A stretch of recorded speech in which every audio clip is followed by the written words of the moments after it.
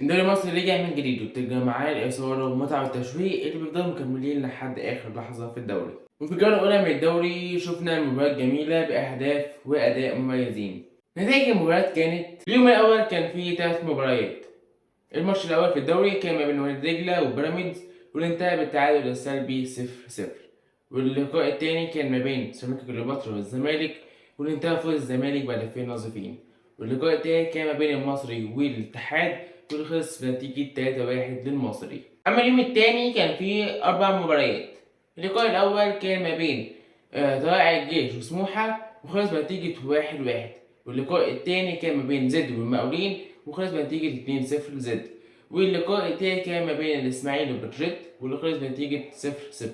واللقاء الرابع كان ما بين مودرن سبورت والأهلي واللي خلص بنتيجة 2-2. أما اليوم التالت والأخير في الجولة كان فيه 3 مباريات. اللقاء الأول كان ما بين الجونة وقربان الإسماعيلية وخلص بنتيجة 1-0 للجونة. اللقاء التاني كان ما بين البنك الأهلي وغزل المحلة وخلص بنتيجة 0-0. واللقاء التالت كان ما بين إنبي وفاركو وخلص بنتيجة 0-0.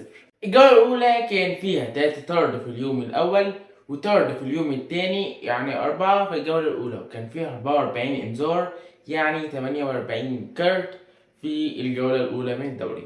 في الجولة الأولى شارك تسجيل 15 جون. هداف الدوري عبد الرحيم نغموم لاعب المصري اللي سجل هدفين، وأكتر لاعب عمل أسيستات هو أحمد سيد زيزو لاعب الأهلي واللي عمل أسيستين. واللاعب الوحيد اللي سجل ركلة جزاء هو علي جمال لاعب زد ضد المقاولين العرب.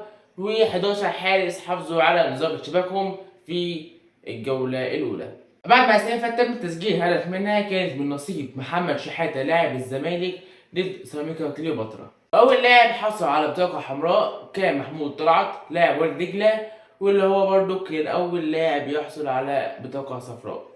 أول ماتش في الدوري كان ما بين وادي دجلة وبيراميدز واللي خلص بنتيجة 0-0، واللي هي أكتر نتيجة اتكررت في الدوري لحد دلوقتي. أول هدف أول ثنائية في الدوري كانت من نصيب عبد الرحيم نغموم لاعب النادي المصري. أكتر عدد أهداف في ماتش واحد كان 4 تجوان في ماتشين، المصري والاتحاد السكندري واللي خلص بنتيجة 3-1 للمصري، ومودرن سبورت والأهلي واللي خلص بنتيجة 2-2. وأنت بقى تتوقع مين يكسب الدوري السيزون ده؟